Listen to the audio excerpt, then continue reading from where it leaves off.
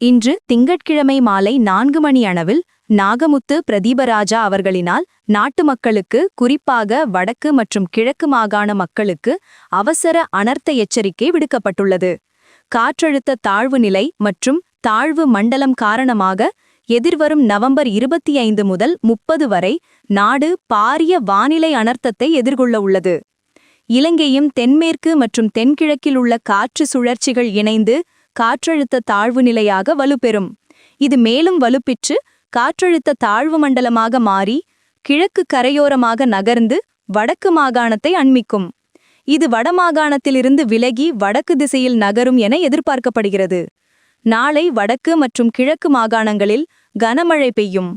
November 26 முதல் 29 வடக்கு, கிழக்கு, மேற்கு, தெற்கு, மத்திய, சப்ரகமுவா, ஊவா மற்றும் வடமத்திய மாகாணங்களில் மிக கனமழை பெய்யும் வாய்ப்புள்ளது.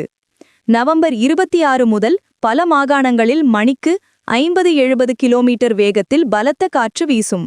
நாட்டின் அனைத்து மீனவர்களும் நாளை நவம்பர் 25 முதல் நவம்பர் 30 வரை எக்காரணம் கொண்டும் கடலுக்கு செல்ல வேண்டாம். வடக்கு, கிழக்கு விவசாயிகள் நவம்பர் 30 வரை உரமிடல் அல்லது கிருமிநாசினி தெளித்தல் போன்ற நடவடிக்கைகளில் ஈடுபட வேண்டாம்.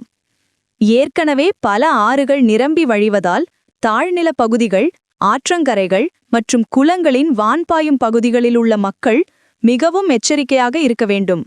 அனர்த்தம் நிகழாவிட்டாலும் பரவாயில்லை, ஆனால் நிகழ்ந்தால் மீள முடியாத பாதிப்பை தவிர்க்க அனைவரும் முன்னாயத்தமாக இருக்க வேண்டும். உள்ளூராட்சி மன்றங்கள் மற்றும் திணைக்களங்கள் தயார் நிலையில் இருக்க வேண்டும். அபாயகரமான வீதிகள் என அடையாளப்படுத்தப்பட்ட வீதிகளை பயன்படுத்துவதை தவிர்க்கவும்.